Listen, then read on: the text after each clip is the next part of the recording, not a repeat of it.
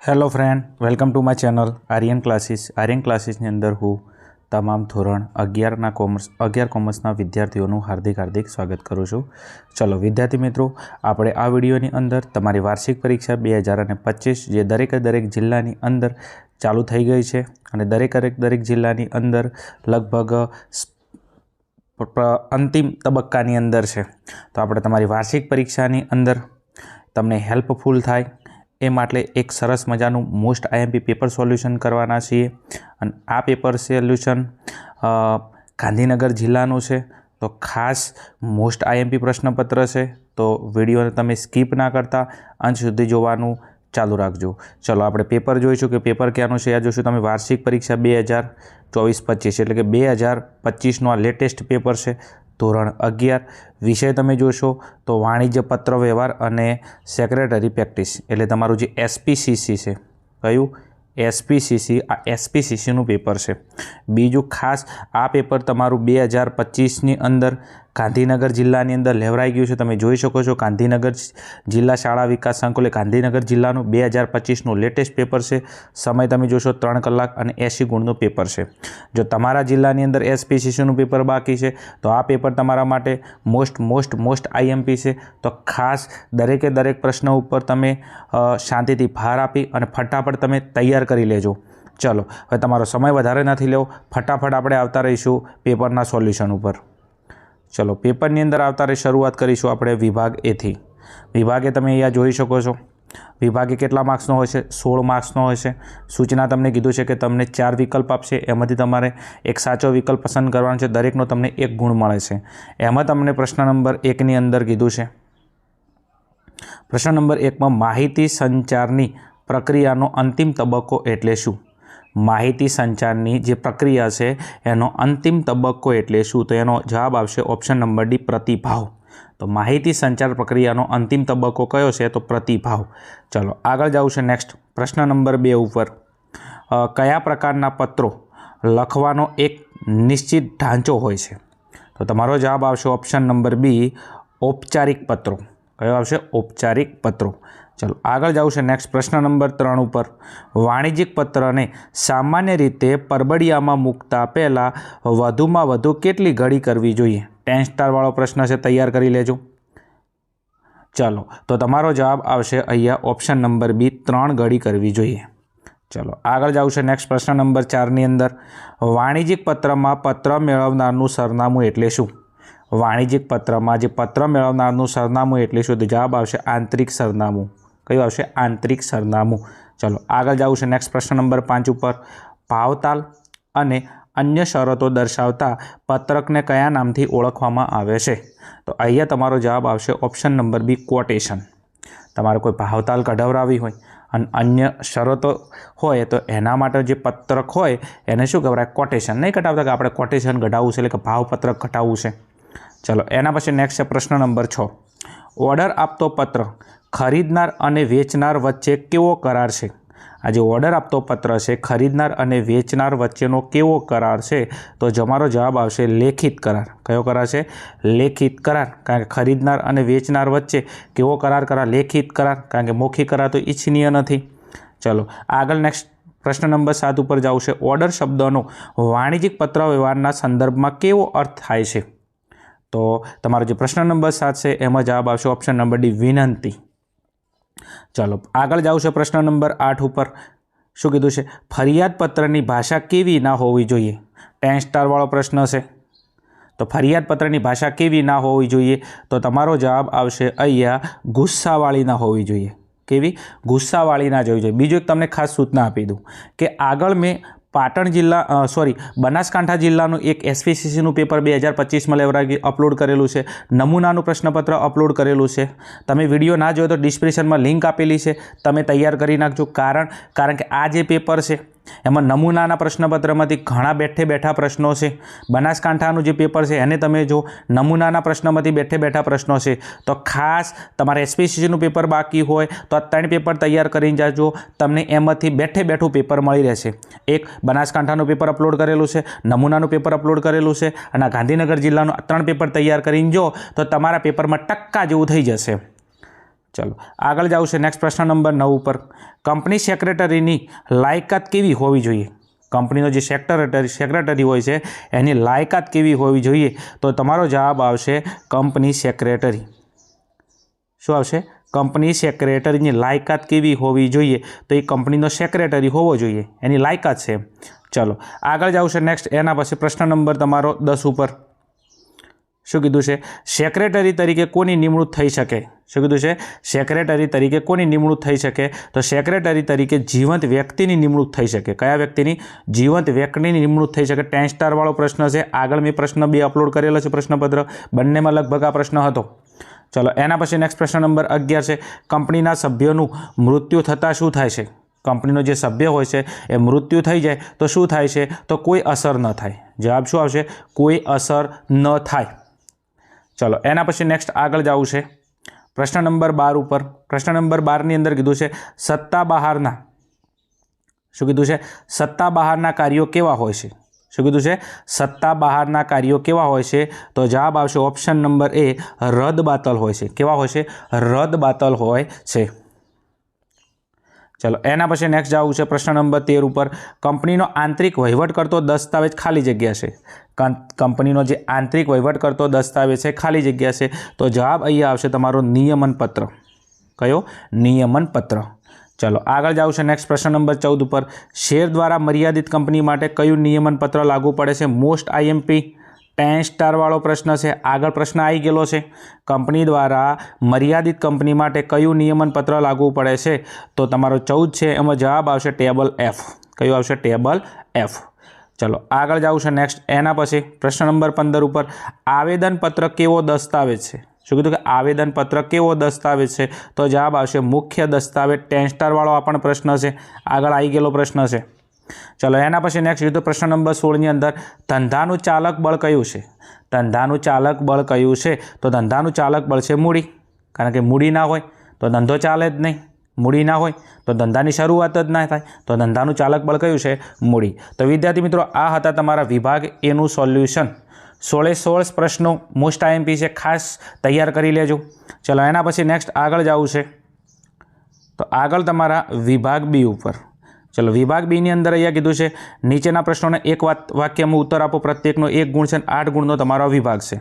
चलो एनी अंदर तमने आगळ कीधुं छे के प्रश्न नंबर 17 मौखिक माहिती संचार शा माटे आधारभूत गणातो नथी। शुं कीधुं छे? मौखिक माहिती संचार शा माटे आधारभूत गणातो नथी तो जवाब आवशे पुरावानी गैरहाजरीना कारणे। शुं आवशे?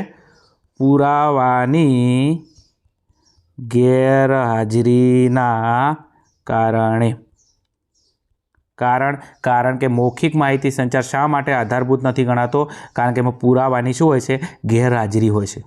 एमां पुरावो होतो नथी अने पुरावो ना होवाना कारणे पुरावानी गैरहाजरी होय छे, एना कारणथी मौखिक माहिती संचार आधारभूत गणातो नथी। चलो आगळ जावुं छे प्रश्न नंबर 18 उपर अनौपचारिक पत्र व्यवहारना 2 उदाहरण आपो। अनौपचारिक पत्र व्यवहारना 2 उदाहरण आपो तो एनी अंदर तमारे लखवुं होय तो पहला नंबर में आवशे शुभेच्छा पत्रों। कया आवशे? शुभेच्छा पत्रों। बीजा नंबर में तमारे लखवुं होय तो अभिनंदन पत्रों। कया? अभिनंदन पत्रों। अनौपचारिक पत्र व्यवहारना 2 उदाहरण कीधा छे तो पहला नंबर में लखो शुभेच्छा पत्रों, बीजा नंबर में लखो अभिनंदन पत्रों।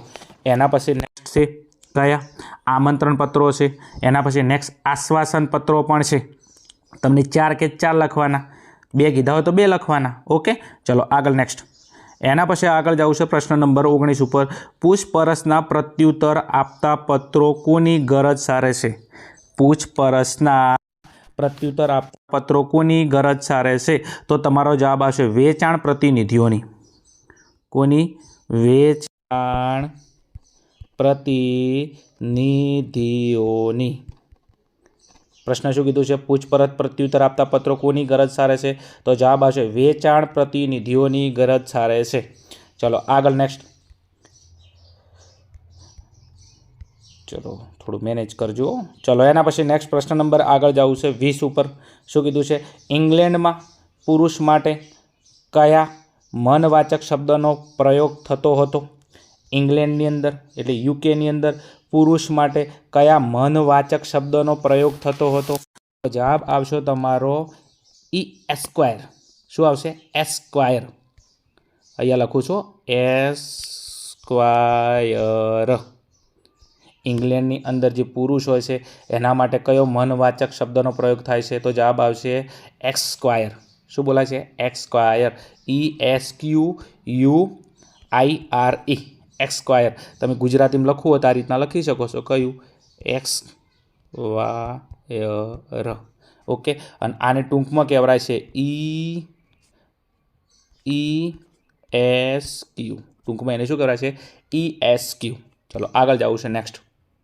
પ્રશ્ન નંબર 21 ઉપર ભારતમાં હાલમાં કયો કંપની ધારો અસ્તિત્વમાં છે? મોસ્ટ IMP 10 સ્ટાર વાળો પ્રશ્ન છે. ભારતમાં હાલમાં કયો કંપની ધારો અસ્તિત્વમાં? તો જવાબ આવશે 2013નો. કયો આવશે? 2013નો. ભારતમાં હાલ 2013નો કંપની ધારો અસ્તિત્વમાં છે. ચલો આગળ જવું છે એના પછી નેક્સ્ટ. પ્રશ્ન નંબર 22 ઉપર કંપની સેક્રેટરીની નિમણૂક કોણ કરે છે? 10 સ્ટાર વાળો પ્રશ્ન. આગળ લગભગ પ્રશ્નપત્ર અપલોડ કરે એમાં પણ આ પ્રશ્ન છે. કંપની સેક્રેટરી નિમણૂક કોણ કરે છે? તો જવાબ આવશે સંચાલક મંડળ. શું જવાબ આવશે? સંચાલક મંડળ. કંપની સેક્રેટરી નિમણૂક કોણ કરે છે? સંચાલક મંડળ. ચલો એના પછી નેક્સ્ટ આગળ જવું છે. પ્રશ્ન નંબર તમારો છે આગળનો 23.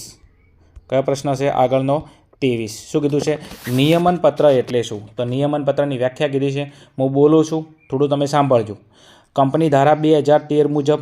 શું કીધું? કંપની ધારા 2013 મુજબ અથવા પહેલાંના કંપની ધારા મુજબ તૈયાર કરેલ જે વખતો વખત ફેરફાર કરેલ દસ્તાવેજ છે એને શું કહેવામાં છે? નિયમન પત્ર કહેવામાં આવે છે.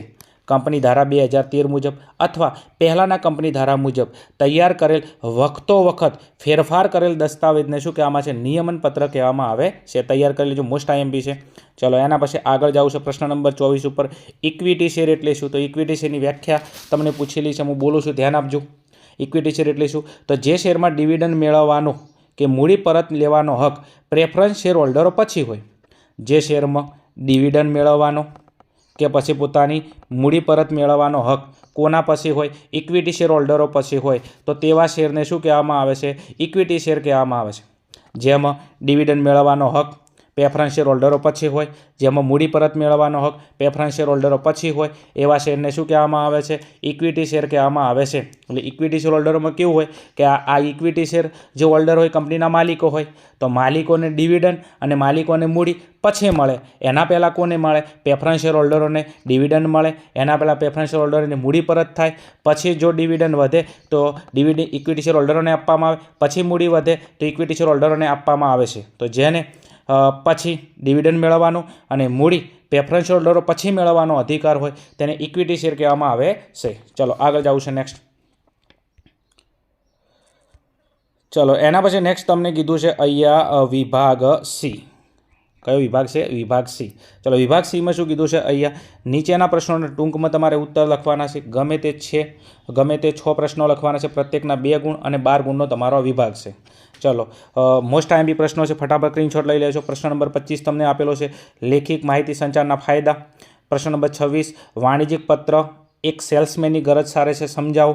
પ્રશ્ન નંબર 27 વાણિજ્યિક પત્રના કાગળની પસંદગી કઈ 3 બાબતોને ધ્યાનમાં રાખીને કરવામાં આવે છે. પ્રશ્ન નંબર 28 પૂછપરછના પ્રત્યુત્તરો કોને કહેવામાં આવે છે. પ્રશ્ન નંબર 29 ગ્રાહક દ્વારા કયા સંજોગોમાં ફરિયાદ કરવામાં આવે છે. પ્રશ્ન નંબર 30 ઉઘરાણી વસૂલ કરો પણ ગ્રાહક જાળવો, સિદ્ધાંત સમજાવો.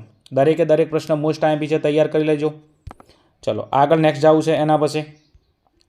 પ્રશ્ન નંબર 31 શું કીધું? જાહેર કંપની અને ખાનગી કંપનીના સ્થાપવા માટે ઓછામાં ઓછા કેટલા વ્યક્તિ હોવા જોઈએ? આ 10 સ્ટાર વાળો પ્રશ્ન છે.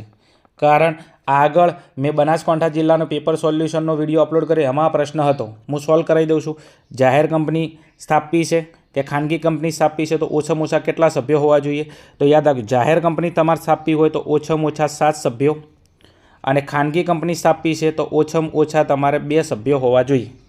ઓકે, તો જાહેર કંપની સ્થાપવા માટે ઓછામાં ઓછા 7 સભ્યો, ખાનગી કંપની સ્થાપવા માટે ઓછામાં ઓછા 2 સભ્યો હોવા જોઈએ. એટલે કે 2 વ્યક્તિ હોવા જોઈએ. જાહેરમાં 7 વ્યક્તિ હોય તો જાહેર કંપનીની સ્થાપના થઈ શકે. ખાનગી કંપનીમાં ઓછામાં ઓછા 2 વ્યક્તિ હોય તો એની સ્થાપના થઈ શકે. ચલો આગળ જવું છે નેક્સ્ટ.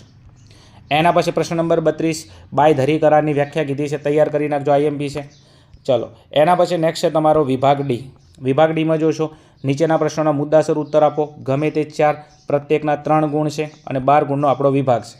ચલો, દરેકે દરેક પ્રશ્ન આઈએમપી છે, તમે જોઈ શકો છો. 33, 34, 35, 36, 37, 38. ચલો, આ હતા તમારા વિભાગ ડીના મોસ્ટ આઈએમપી પ્રશ્નો. આપેલા પ્રશ્નો છે એમાંથી ગમે તે તમારે 4 પ્રશ્નો લખવાના છે. ચલો, એના પછી નેક્સ્ટ છે તમારો વિભાગ ઈ. ચલો, વિભાગ ઈની અંદર નીચેના પ્રશ્નોના મુદ્દાસર ઉત્તર. ગમે તે 3 પ્રશ્નો, પ્રત્યેકના 4 ગુણ છે અને 12 ગુણનો આપણો વિભાગ છે. પ્રશ્ન નંબર 39, 40, 41, 42 અને 43. તો આ છે તમારા વિભાગ ઈના મોસ્ટ આઈએમપી પ્રશ્નો. ચલો, એના પછી નેક્સ્ટ છે વિભાગ એફ. વિભાગ એફમાં નીચેના પ્રશ્નોના મુદ્દાસર ઉત્તર આપો. ગમે તે 4 પ્રશ્નો, પ્રત્યેકના 5 ગુણ છે અને 20 ગુણનો આપણો વિભાગ છે. તમે અહીંયા જોઈ શકો છો. ફટાફટ સ્ક્રીનશોટ લઈ લેજો. 5-5 ગુણના પ્રશ્નો છે. 44, 45, 46, 47, 48.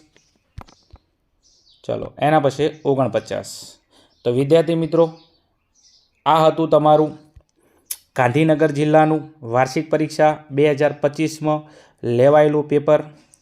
બીજું પેપર આઈએમપી છે. તો ખાસ તમે દરેકે દરેક પ્રશ્ન તમારા જિલ્લામાં પેપર લેવાનું બાકી હોય તો તૈયાર કરીને જાજો. આખા વર્ષ દરમિયાન શું કર્યું મને ખબર નથી, પણ પેપરના આગળના દિવસે કે છેલ્લી અંતિમ ઘડીની અંદર કદાચ તમે એવા 4-5 પેપર સોલ્યુશન કરી નાખો તો 100% મેક્ઝિમમ તમારા પેપરની અંદરથી બેઠે બેઠા પ્રશ્નો તમને મળી રહે એમ. ચલો, મળીશું આવા જ કોઈ પ્રશ્નપત્રના સોલ્યુશન સાથે. ત્યાં સુધી જોતા રહો અમારી channel Aryan classes. Okay, thank you. Jai Hind, જય ભારત, તથાસ્તુ.